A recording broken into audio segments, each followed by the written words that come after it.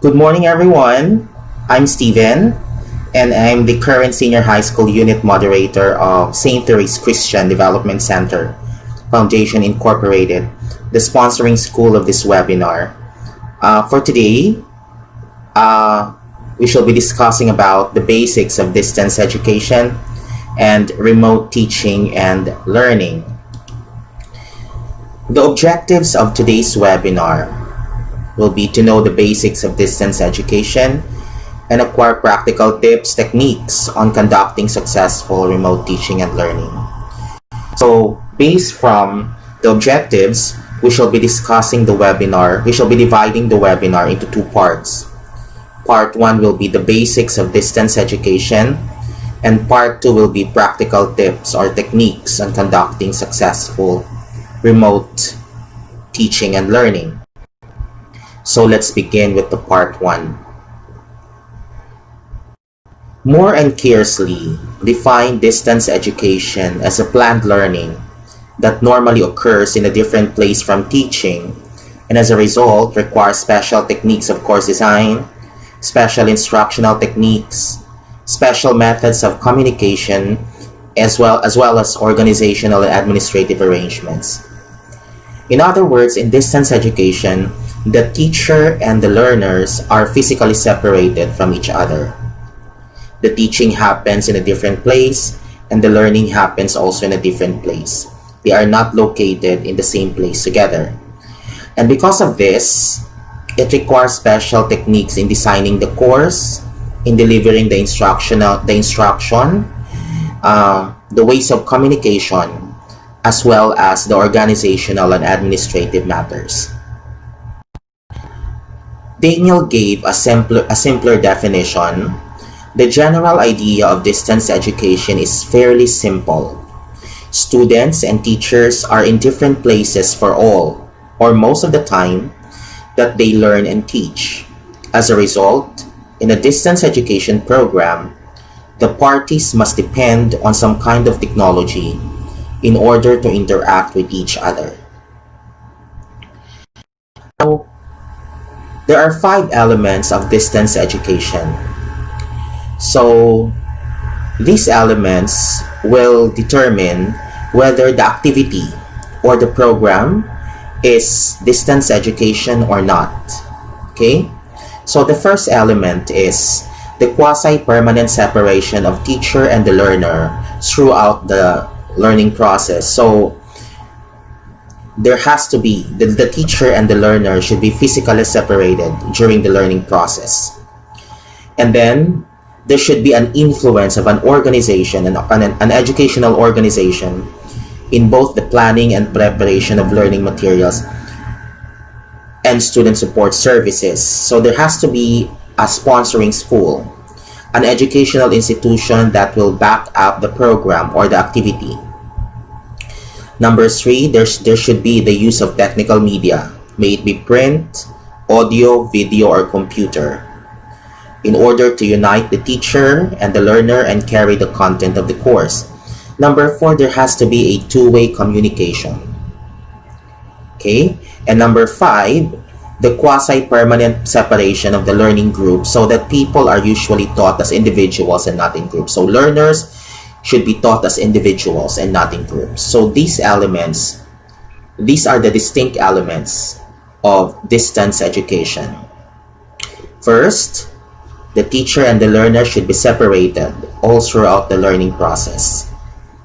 Number 2, there should be the influence of an educational institution. Number 3, the use of technical media. Number 4, there has to be a two-way communication between the teacher and the learner, or the learner and the learner, or later on you will also discover the learner and the content. And number 5, the learners are taught as individuals and not in groups, although there will be occasions of collaborative learning, but learners are taught individually because the modules, the instructional materials are given to the individual learners and not in groups. Now let's go to the generations of distance education.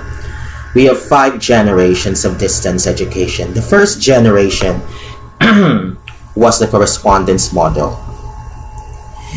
Now, during the correspondence model, the teacher or the school will be sending print-based materials to the students through the postal system or the courier, and in return, the student also will send the output, the activity, or whatever is given by the teacher back to the teacher, to the school, again through the postal system or the courier. So that's the correspondence model. That's the first generation of distance education. However, this generation has some disadvantages. Mabagal ang interaction. Kasi imagine, you will be sending the module or the activity or the print material, and then it will take time para dumating yung module and then babalik ulit sa teacher. So, there is no real-time feedback. And aside from that, magastos ang pagpapadala through the postal system or the courier. Okay? Now, the second generation is the multimedia model. In this generation, in the multimedia model, hindi na lang print ang pinapadala, kundi meron na ding audio, video, and then floppy disk or CDs. But still, the rate of interaction is too slow, mabagal, and there's no real-time feedback. In the correspondence model, the kind of communication is just one-to-one or one-to-many. Okay? Still, in the multimedia model, it's also one-to-one communication or one-to-many. Now, in the third generation, tele-learning model, dito gumagamit na ng telephone conferencing, video conferencing, gumagamit na din ng audio graphics, and also radio and TV broadcast.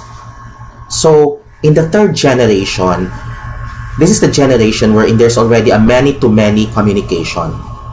Hindi na one-to-one or one-to-many, but many-to-many because there's already conferencing that's happening. Okay?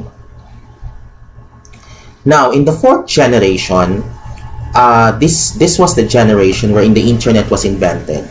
So that's why there's the flexible learning model. So the materials are sent electronically through the internet. Okay? And the fifth generation, this is characterized by the social media, the interactive social media, the interactive internet, which is the social media. So, ito po yung 5 generations ng distance education. Now, if we will try to analyze, DepEd announced that hindi pipilitin na mag-online distance learning. DepEd said that gagamit ng mga print-based modules na ipapadala sa bahay or through designated places. Okay? Hindi po ba yan correspondence model? And then DepEd said gagamit din ng radio at TV in order to deliver the lessons. So, hindi ba yan tele-learning model? Diba? So,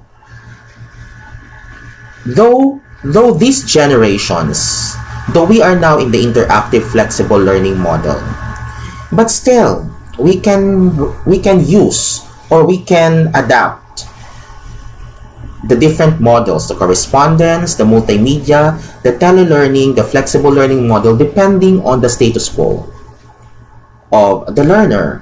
Kung hindi uubra ang online distance learning, then gagamit tayo ng correspondence model. Now, kung okay naman ang TV and broadcast, then we will be using tele-learning model. Or kung kaya naman mag-teleconferencing or mag-video conferencing, then gagamit din doon. So, it's nice to know the different generations of distance education. Now, let me just give this to you. This is a table that shows us the different teaching and learning scenario. Now, if you want the learning and teaching scenario to happen at the same place, at the same time, so same place and same time, so there should be a classroom teaching, face-to-face tutorials, seminars, workshops, and residential schools. Now, if you want the learning and teaching to happen in the same place but different time, then there should be learning resource centers like libraries, or libraries where learners visit at their leisure time. So in other countries, there are learning resource centers wherein the students can just go there, access the learning materials at their most convenient time. So hindi ibig sabihin na they will be going there at the same time. Okay, so it depends on their most convenient time. Now, if you want the teaching and learning to happen different place but same time, then you have to resort to audio conferences, video conferences, television with one-way video, two-way, and so on and so forth.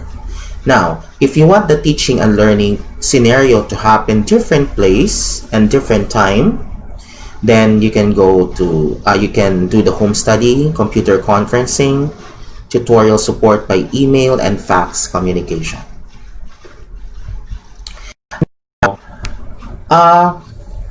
We go to the connectivist pedagogy.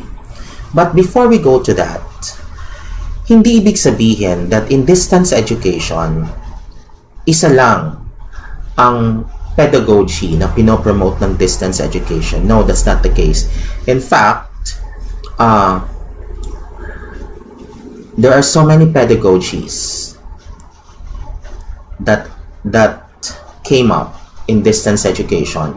Of course, we have the cognitive behaviorist, we have the social constructivist, and of course this one, the connectivist pedagogy.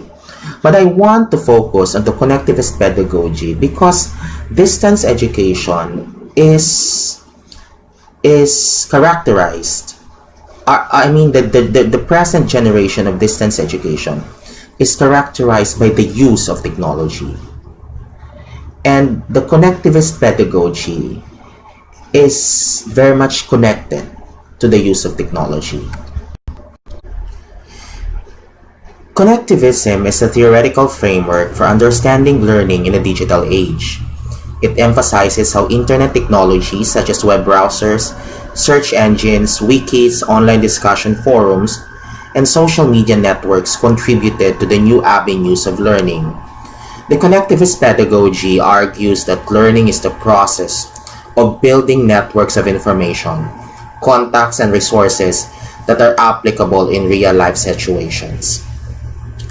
We are now living in a generation wherein the information is already available with just a click of our finger. That knowledge is plentiful. The information is already available in the internet. And we teachers, as instructional designers, we have to provide this avenue for students to use rich internet-based resources, that we should give them the opportunity to use the rich resources available in the internet, and to gather these resources, and by doing so they will be constructing knowledge by themselves. They will be social constructivism, at the same time connectivism. So that is the challenge to us teachers now in this generation of distance education, that through the instructional design that we shall be doing, we should provide the avenue to our students to use rich internet-based resources, and by using, they will be constructing knowledge, okay, that are applicable in real-life situations. Let me present to you, one of the perfect examples of an activity that uses connectivism is the web quest. Web quest is an inquiry-oriented activity in which students get all the information from the web or from the internet. Teachers provide their students with the documents that include links to websites to use the information according to the activity. WebQuest supports critical thinking through analyzing, creating, and evaluating. Remember, in the web quest, it supports critical thinking through analyzing, creating, and evaluating.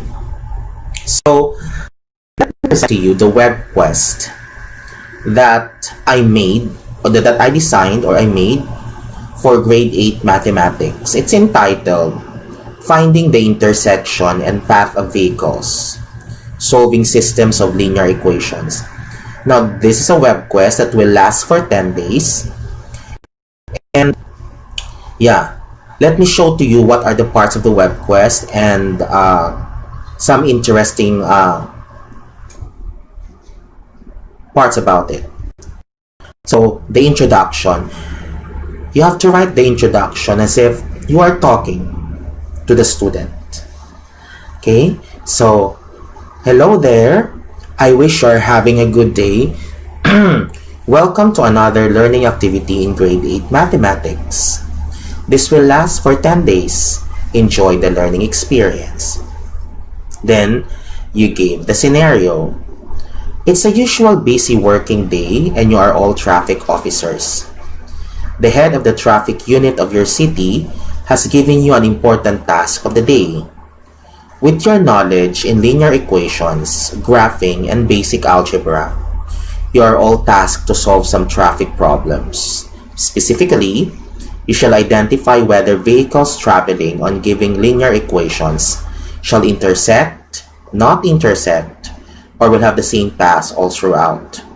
Furthermore, if the vehicles will intersect, you have to find their exact intersection or meeting point. The topic that will be discussed in the webinar, in the web quest, is about solving systems of linear equations.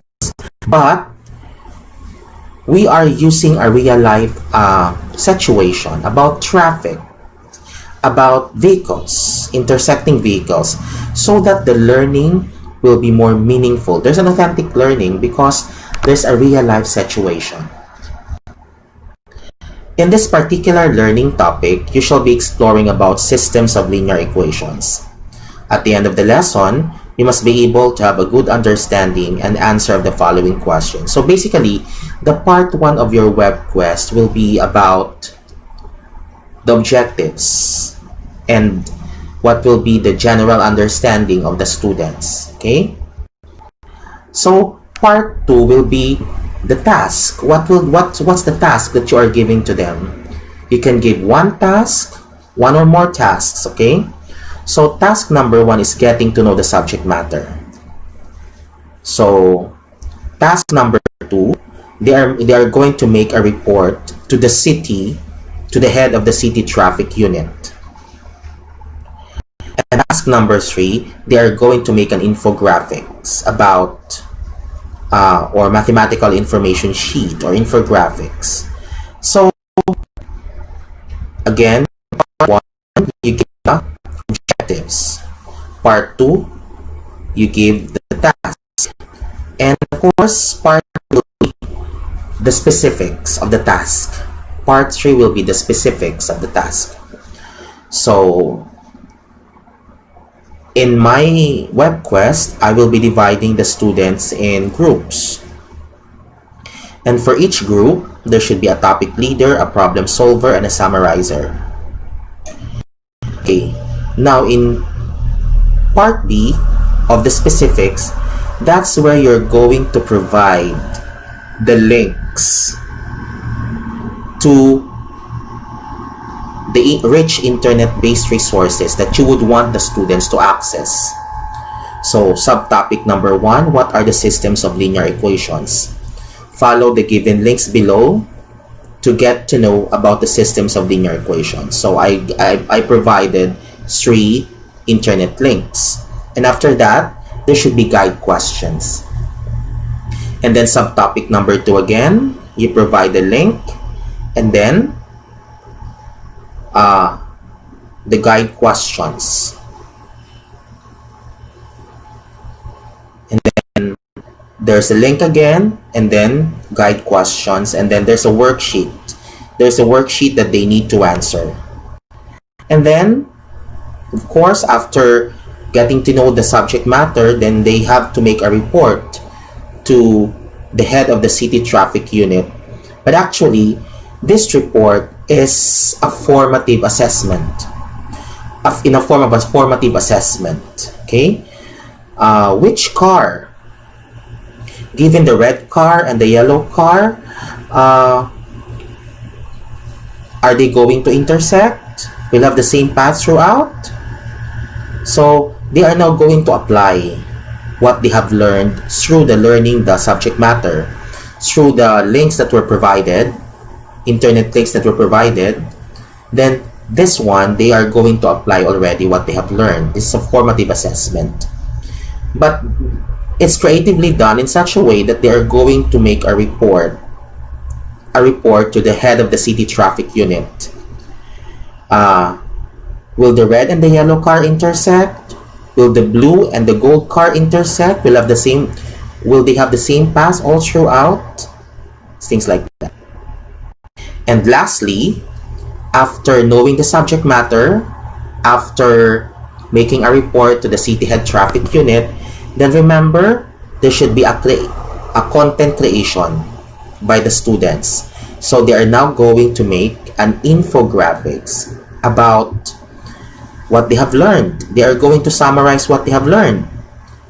2 vehicles will intersect if, 2 vehicles will not intersect if, and 2 vehicles will have the same all paths throughout, given the equations. Okay, so this is an example of a web quest, and web quest is promoting connectivism, the use of internet-based rich resources. Okay, before I forget, the web quest that you are going to design for your students can be uploaded to the learning management system. If you are doing online distance learning, then you can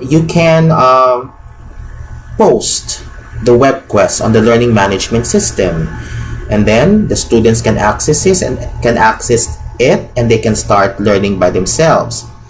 But if you're not doing online distance learning, then therefore you have to print the web quest and send it to the student. Okay, so those are the strategies that we can use.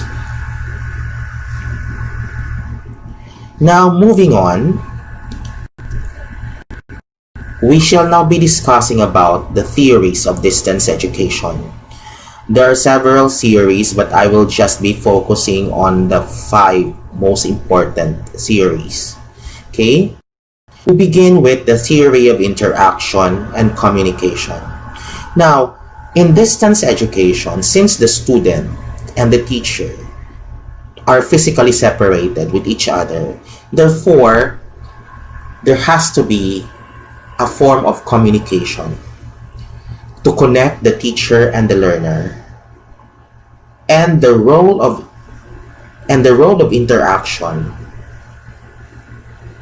in distance education will play a very critical, will have a very critical role for the success of distance education. So Moore in 1989 distinguishes between 3 types of interaction.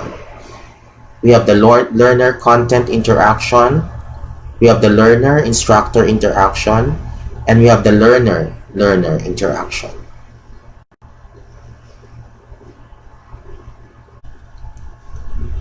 Learner-content interaction.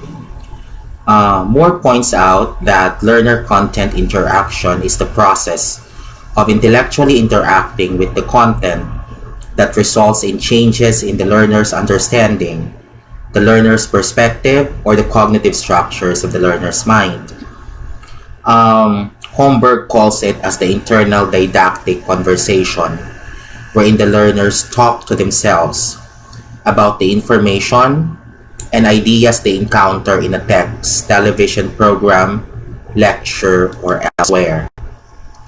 Internal didactic conversation takes place when the learners react to the teaching cues built into the modules. The students respond to these teaching cues as though they were in conversation with the teacher. The student may be led to ask questions regarding the statement or ideas of the module. These are now the strategies on how to conduct student content conversation or interaction. The student may be led to ask questions regarding the statements or ideas in the module, relate what they read to their own personal experiences, draw comparisons, reach conclusions, and answer self-assessment questions. And learners have to be very active readers to get most of their modules. Then we go to the learner-instructor interaction. Instructor is especially valuable in responding to the learner's application of new knowledge. Moore points out that students are especially vulnerable when it comes to the application of new knowledge, no matter what self-directed learners can do alone for self-motivation and interaction with content presented. Moore emphasizes that learners in distance education, as they do self-directed learning, they are vulnerable to the application of new knowledge, and that is where the help of the teacher should come in. That is why the learner-instructor or the learner-teacher interaction is very important.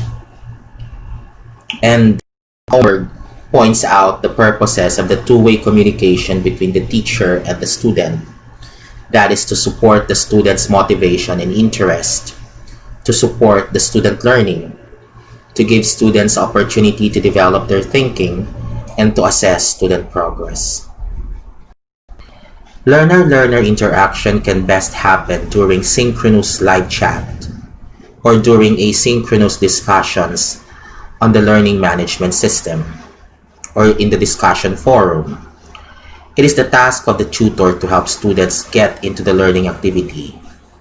The teacher has to encourage, frame questions, lead students to read carefully, think deeply, and integrate ideas. The teacher helps students and analyze, synthesize. It is helpful to students if the tutor creates a learning atmosphere that is friendly and pleasant. And lastly, we have the learner-learner interaction. Moore points out that learner-learner interaction among members of a class or other group is sometimes an extremely valuable resource for learning and is sometimes even essential. Learner-learner interaction prepares students for committee and group work, essential in modern society. Remember in social constructivist pedagogy that learners are capable of constructing knowledge by themselves.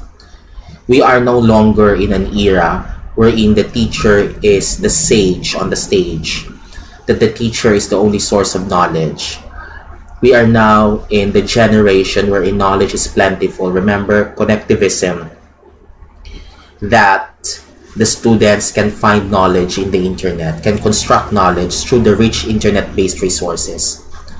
And because of this, when students get to interact with other students, there is construction of knowledge.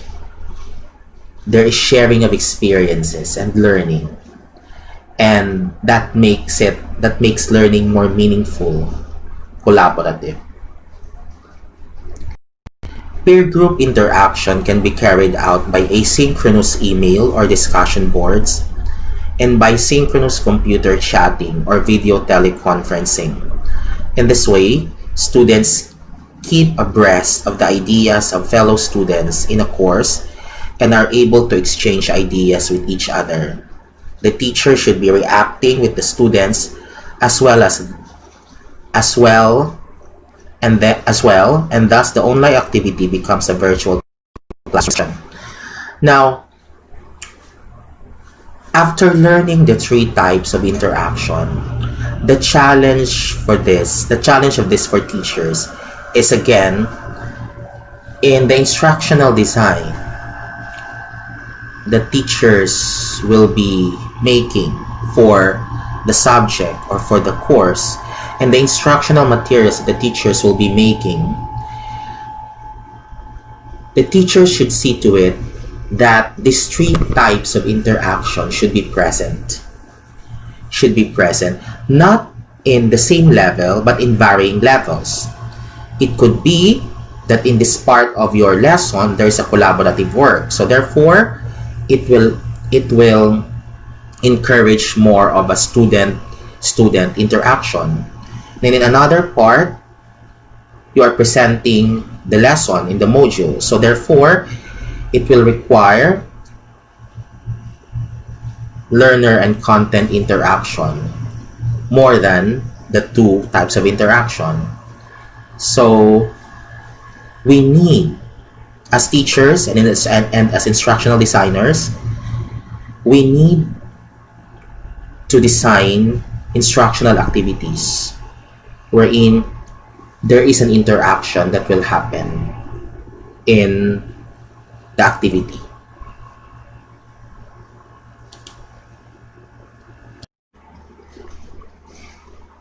Very important also is the timing of interaction. The very important aspect of distance education is speed and frequency of communication. Delay in the delivery of learning materials to the students from the distance education institution, delay in submission of assignments by students, delay in the turnaround for marking assignments are some of the aspects of the delivery system that the distance education institution must address.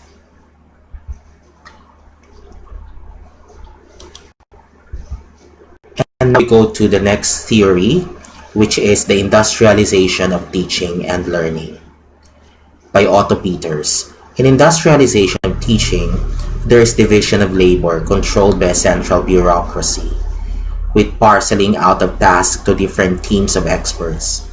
Whereas traditionally, the teaching responsibilities undertaken by a single hand, now there is division of labor carried out by many hands at different times and locations.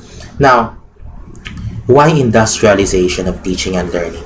Now, if we will try to go back to the Industrial Revolution, wherein there is mass production of products, like for example, mass production of cars.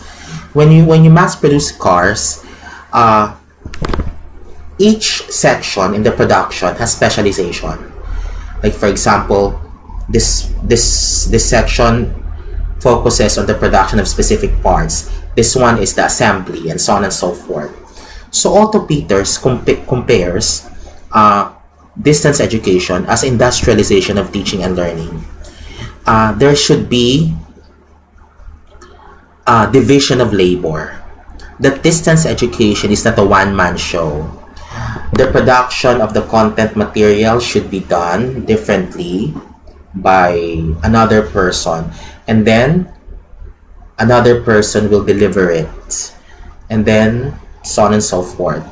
So it should not be done by one person alone. So that's the industrialization of teaching and learning. And this division of labor, these tasks are planning, developing, and presenting the subject matter, correcting assignments, developing written materials before the course design, presenting subject matter on a mechanized, automated basis, standardized, normalized, and formalized teaching, and objectivized teaching. Ideally, in a distance education setting, there should be division of labor. The course design will be done by experts. The production of materials will be done by educational technologists. The delivery of the lesson should be done by the subject teacher, and so on and so forth. It should not be a one-man show. Then we have the Independent Study and Learning by Wedemeyer. In the Independent Study and Learning, Wedemeyer believed that students should be able to obtain an education whenever they are. whether or not teachers are present at the same time and place. Learners should carry the greater responsibility for learning. Wedemeyer's concept of independent study and learning focuses on individual instead of the group. The individual would be self-directed and exercise freedom of choice as a learner. Now, in distance education, since there's a physical separation between the teacher and the learner has to be self-directed. The learner should carry the greater responsibility of learning by themselves. No matter how good the instructional materials that the teachers will be making, no matter how frequent the teacher will be making an interaction with the students, if the student will not be self-directed learners, then therefore there will be a problem in distance learning. The student need to be motivated and need to be self-directed learners. Then we have guided didactic conversation by Holmberg. Holmberg views distance education as a friendly conversation achieved by well-written instructional materials. It aims to simulate two-way communication between teacher, tutor, and learner. The teacher's role in teaching material is carried out by written instructions. Remember that even though it doesn't matter if you will be doing online distance learning or you will be doing the correspondence model or the teleconferencing model, still the teachers will be giving out instructional materials. And according to Holmberg, distance education is a friendly conversation. And it's carried out by well-written instructional materials. If you will recall a while ago in the web quest that I made, I started the web quest in such a way that the teacher is talking to the student in a friendly manner through written instructions. So that's how you're going to apply guided didactic conversation in making modules or instructional materials for distance education. And lastly, we have the transactional distance. When the distance leads to a communication gap, a psychological space of potential misunderstanding between the behavior of the instructors and those of the learners, then there is transactional distance. The transactional distance has to be overcome by instructional design in the interaction procedure. In distance education, once again, since there's a physical separation, since teachers and students are physically separated, this distance can lead to a psychological space of potential misunderstanding. And you call that distance as transactional distance. Transactional distance can be overcome by two elements. We have the dialogue and the structure. Dialogue is, of course, the interaction. And the structure pertains to the extent that objectives, content themes, or structure, how you structure the course. So this graph shows us the relationship between structure and content in transactional distance. If you will notice, the less structure there is, but more dialogue, then there's less transactional distance. But the less structure there is and the less dialogue there is, but more structure, the transactional distance increases. In other words, the role of interaction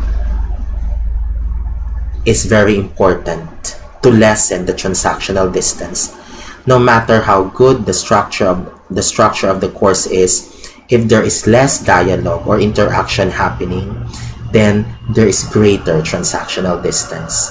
If we want to lessen the transactional distance, then there has to be frequent interaction or dialogue that should happen.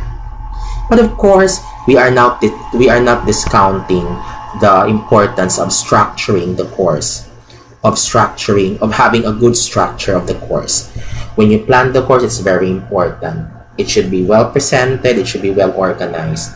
But of course, more than that, there should be good interaction, okay, so that there is less transactional distance. And now we come to the systems view in distance education. A distance education system consists of all the component processes that operate when teaching and learning at the distance occurs. It includes learning, teaching, communication, design, and management. Let's try to discuss the idea of a system. The healthy body is one in which all the parts are healthy and all the parts play their roles in harmony with each other.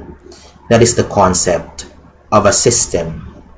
In order to understand the system, it is necessary to understand each of the parts. To correct a malfunction in a system, it is necessary to diagnose which part is not working properly. Now, remember what I told you before in the theory of industrialization of teaching and learning, that in distance education, there should be component parts that will be doing specific jobs for the success of the entire distance education program. Now, that's the idea of systems view in distance education. Each specific component parts in the distance education program should be doing well their job, so that as a totality, the entire distance education program will be a success. And we need to look at the distance education subsystems. These are the component parts that should be present in distance education. The course design and development subsystem is responsible for the structuring of materials and activities for students. The teaching and learning subsystem delivers the courses to the learners through media and technology.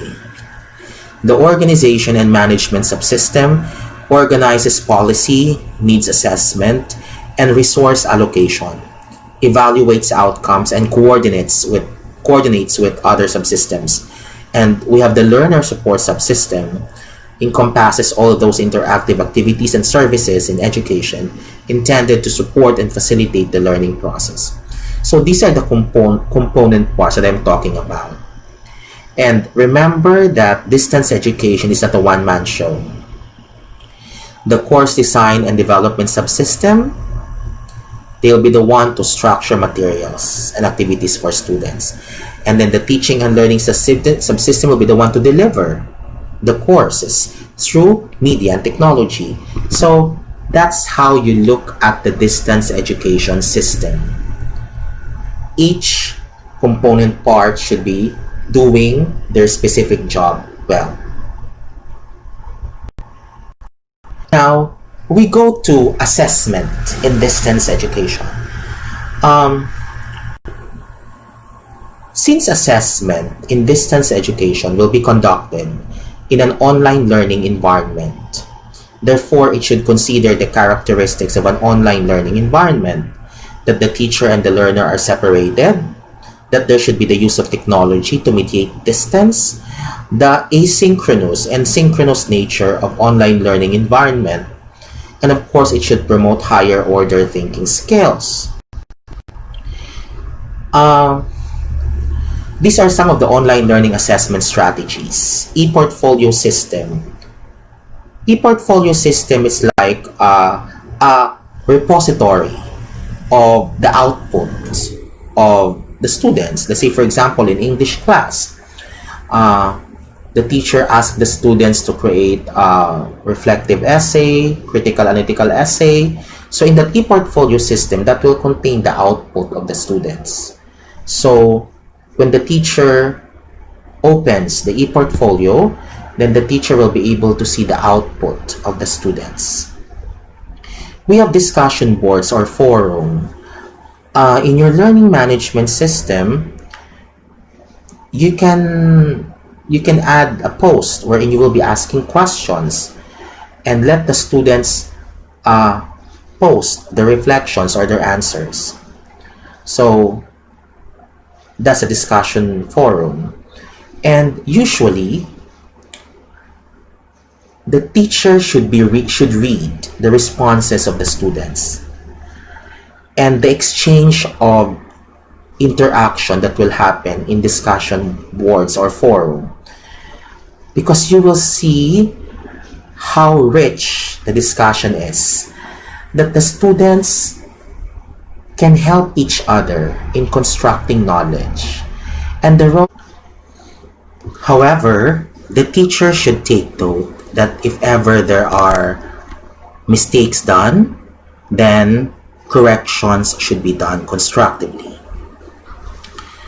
Now we go to blog or weblog. Now this is a good online assessment strategy. When you ask students to write something about an issue, about a topic, when you ask them to summarize, to write an analysis of something and post it online, then that's higher order thinking skills.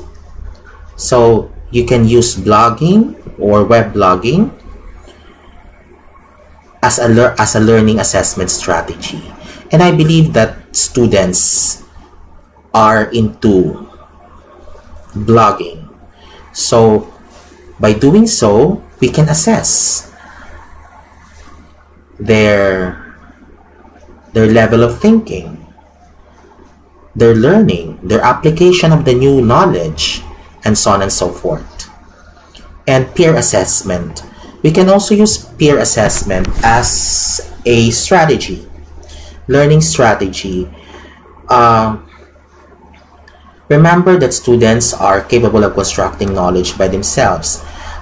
When student A critiques the work of student B, and as well as student B critiques the work of student A, then they can be learning something from each other. So you can use learning assessment strategy, peer assessment. Now, let me present to you an assessment, an actual assessment let me present to you an assessment strategy that we can use in distance education. And it's an assessment framework. An assessment framework contains the course content, the method of teaching, and the assessment instruments, as well as invigilator's guide, marking scheme, and students' e-examination guide. Now, the assessment framework, this assessment framework that I made, caters to grade 11 general mathematics. And remember that the assessment will be done online. This is an online assessment framework. So the first part is you describe the course. What's the course description? So it's general mathematics. And then you describe the method of teaching. Will it be offline, blended? So I'll be using offline and online learning. And what will be the learning management system?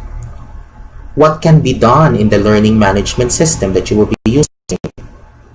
And part C, you are going to give the performance objectives. Now, in this e-assessment framework in general mathematics, I will be sponsoring 2 online assessment. The first one is the e-assessment And the second one is the portfolio assessment. Now, the e-assessment will serve as their finals in general mathematics, while the e-assessment will be a repository. The portfolio assessment will be the repository of their online output. So in part C, you are going to give the performance objectives. So these are the performance objectives in the e-assessment. And in the e-portfolio based objectives, the e-portfolio based performance, the objectives are they're going to organize their work in general mathematics, they're going to evaluate their work and make corrections when necessary, and demonstrate effective reflection and metacognition skills. Now, next part is you are going to give the actual content of the e-assessment. Kung finals exam yan, then you have to give the content of the final exam in the assessment framework. Give the questions, give the questions. And of course, I have the e-portfolio assessment, so I also need to give the instructions to the e-portfolio assessment. After giving the e-portfolio assessment, then you also have to give the invigilator's guide. Remember that in distance education, it doesn't mean that you are the teacher and you'll be the one to give the assessment. It could be done by another person. So you have to prepare the invigilator's guide. If ever you are not the one conducting the assessment, it's another person, then that person should be guided specifically. So you have to write the invigilator's guide. To prepare the marking scheme or the answer key. Since I have two online assessments, I have the e-assessment, which is the finals, and I have the portfolio assessment. So I prepared the mark scheme, the answer key for the finals exam, and also the rubric for the e-portfolio assessment. And you also need to prepare the student's examination guide. What should the students do before, during, and after the exam? So these are the contents of the e-assessment framework. Let me repeat, the contents of your e-assessment framework should be the course description,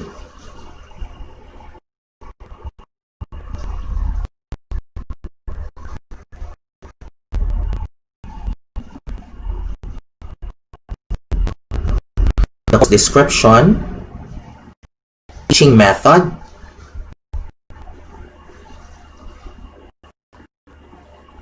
the performance objectives,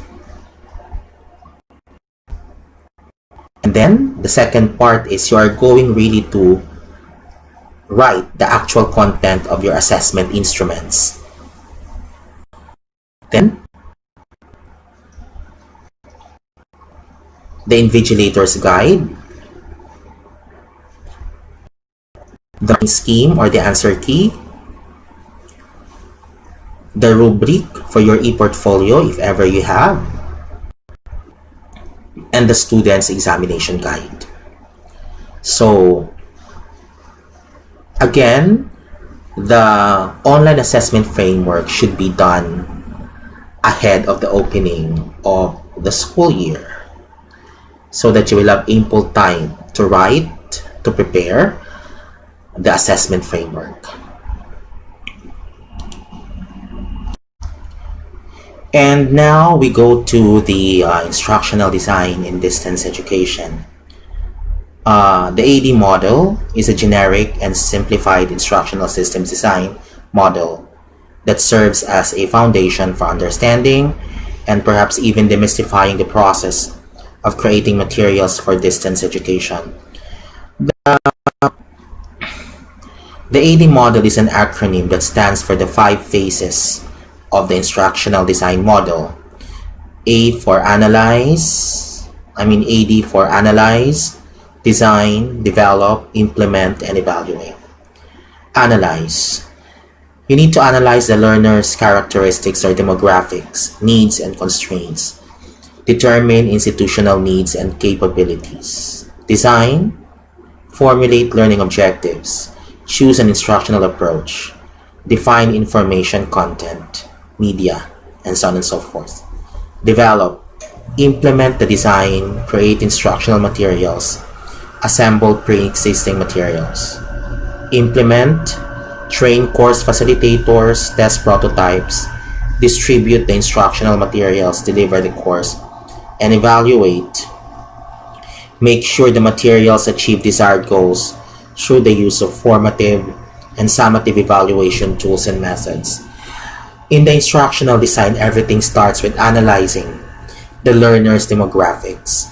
It's very important because no matter how good your instructional design is, if you fail to analyze the learner's needs, their capabilities, their constraints, then the instructional design will be a failure because the students won't be able to cope up with the design that you have made. So you need to analyze first the learner's demographics, and then the rest will follow. Formulating the objectives, implementing the design, creating instructional materials, training the course facilitators, and so on and so forth. Let me present to you the instructional design that I made for the grade 11 general mathematics, but this is in the context of the new normal. So I made a learning continuity plan.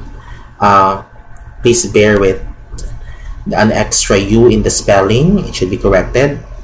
I made a course design for grade 11 general mathematics, but in the context of the new normal. So I entitled it as the Learning Continuity Plan, the Blended Course Program. But since anyway, in this course design that I made, I identified the key topics,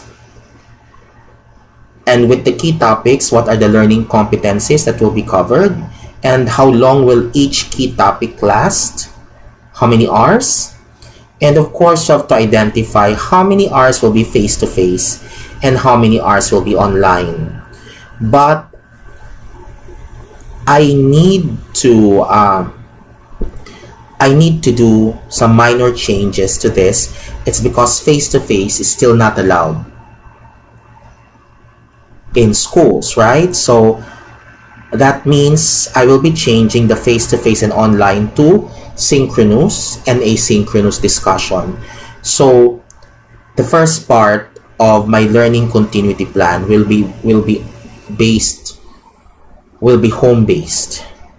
So there will be no face-to-face yet. So therefore, I need to identify how many hours will be done synchronously and how many hours will be done asynchronously. But basically, it should start with identifying first the key topics, the learning objectives, the schedule, how many weeks, and the time allotment, how many hours. And then after identifying the time allotment, that's the time you will identify how many will be face-to-face or online if it's blended, or how many will be synchronous or asynchronous. And after that, you also need to provide the internet-based rich resources. So you need to identify again the key topics, the time allotment, and the specific learning objectives. Now, for each specific learning objective, you need to provide an internet-based rich resource that the students can access in order to learn that specific learning objective. So this is a sample of that. So represent real-life situations using functions, including piecewise functions. So I will be providing a tutorial video, Algebra Basics, What are Functions by Math Antics, and then there is that link to the internet. And a tutorial video number 2, Functions in Real-Life Situations and Examples. So there's a link again. And I also provided an online PDF, Functions, Evaluating Functions and Operations of Functions with Worksheets. So I provided a link. So that's how you're going to plan your subject or your course if you're going to do online distance learning. Most especially that we are in the new normal. So we need to provide internet-based resources to our students. And now we go to part 2 of this webinar, which is remote teaching and learning techniques. But before we go to part 2, I hope that you learned something from part 1, the basics of distance education. So learning takes place whenever a student and teacher or source of information are separated by distance or time and are not confined in a physical learning space such as a classroom.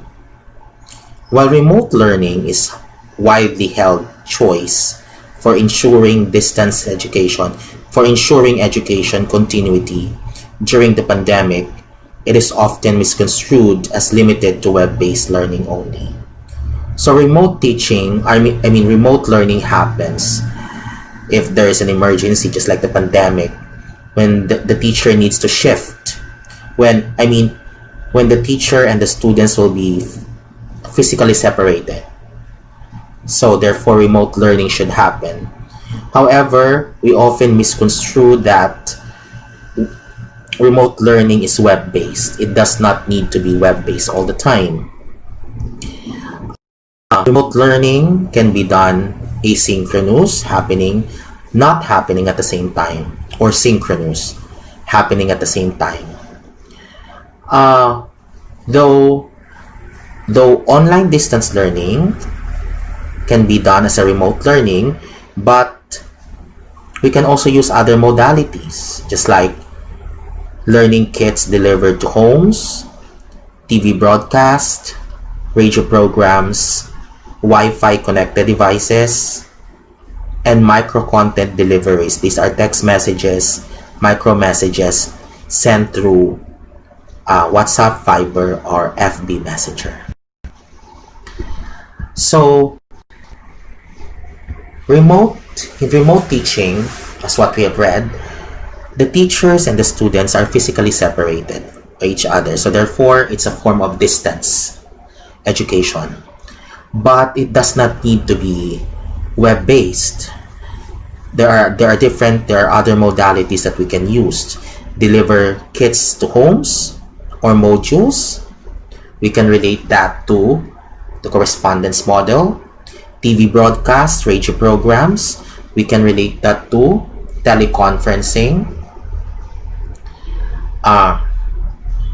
model, or we can use Wi-Fi connected devices, micro content deliveries, internet model.